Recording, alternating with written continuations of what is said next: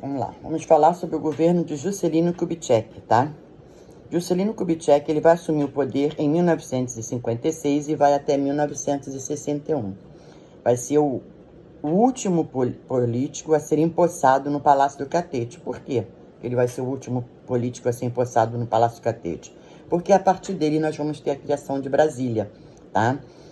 JK, ele quando assume o poder, ele assume sobre o lema com uma política econômica na qual ele promete o seguinte: 50 anos de progresso em 5 de governo. O que ele quer dizer com isso? Que em 5 anos ele faria o país progredir o que em 50 anos não foi feito. Sem dúvida, nós vamos ter aí um progresso, tá? Ele vai incentivar o desenvolvimento da industrialização. A gente tem que entender o seguinte: a industrialização brasileira, ela não começa com JK, ela começa no governo de Getúlio Vargas, porém, Juscelino Kubitschek, quando assume o poder, tá? Ele vai assumir o poder e ele vai dar continuidade a essa industrialização, tá? O plano político dele, a política econômica que ele vai utilizar, tá? Para poder fazer esse crescimento, é um plano de metas. E esse plano de metas, ele vai ser agrupado em 5 setores: energia, transporte, indústria, educação e alimentação. Sendo que, embora esse plano de metas ele seja agrupado em 5 setores, nós vamos ter aí, tá, um agrupamento de 3. Na verdade, a grande preocupação dele vai ficar nesses 3 setores, que vai ser energia, transporte e rodovias. Por que isso? Muito simples. Como ele vai desenvolver as indústrias, ele vai precisar do transporte, ele vai precisar das rodovias e ele vai precisar da energia, tá?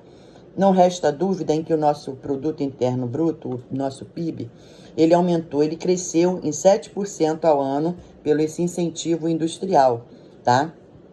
E JK, leva o Brasil a diversas transformações. Que transformações foram essas? Ele vai implantar aqui a indústria automobilística através dos incentivos fiscais, tá? Então, nós vamos ter a Vemag em São Paulo, que vai ser a única fábrica nacional, tá? Vamos ter a Volkswagen, Mercedes-Benz, Williams, General Motors e a Ford, tá? Ele ainda vai expandir as usinas elétricas de Paulo Afonso, tá? Que fica lá no Rio São Francisco, Furnas, e as Três Marias em Minas Gerais. Ele vai criar o Conselho Nacional de Energia Nuclear, a SUDENE, que é a Superintendência do Desenvolvimento do Nordeste. Para que serve a SUDENE? A SUDENE ela vai ser criada para corrigir todos os problemas econômicos e sociais do Nordeste, tá? Além disso, ele vai expandir a indústria de aço, tá? Vai criar também o Ministério de Minas e Energia. Vai criar Brasília, a última criação de JK vai ser Brasília, tá? No Planalto Central, que vai ser uma estratégica, tá? Que ele vai criar bem no polo, que vai criar um polo econômico ali, vai ser uma dinâmica que vai atrair lá do interior para o país. Ele vai povoar aquela parte ali. Para isso, ele vai lançar mão de muitos empréstimos, tá? Estrangeiros. Inclusive, o FMI vai se recusar a emprestar dinheiro para o Brasil. Por quê? Ele vai ter uma desconfiança dessa política inflacionária. Por quê? JK, com todos esses empréstimos, ele fazia empréstimo em cima de empréstimos, chega um determinado momento em que a nossa inflação está subindo demais.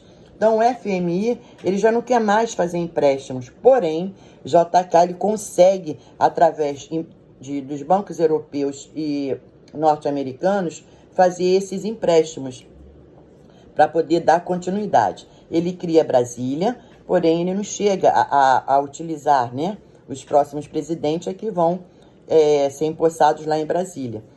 Toda essa industrialização, todo esse desenvolvimento de JK vai gerar muito emprego para o Brasil, não resta dúvida, gera emprego, porém também aumenta a nossa dívida externa, tá? A diferença que nós temos aí nesse desenvolvimento industrial de JK, em comparação ao Getúlio Vargas, é que Vargas, ele industrializou, tá?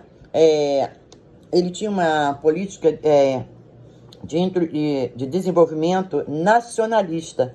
E JK, embora ele tenha uma política de desenvolvimento também, para ele, tá? Ele pensava assim, que o país só poderia desenvolver com a industrialização, fato. Porém, ele abriu muito as portas ao capital estrangeiro, tá? E com isso a nossa dívida externa ficou muito alta.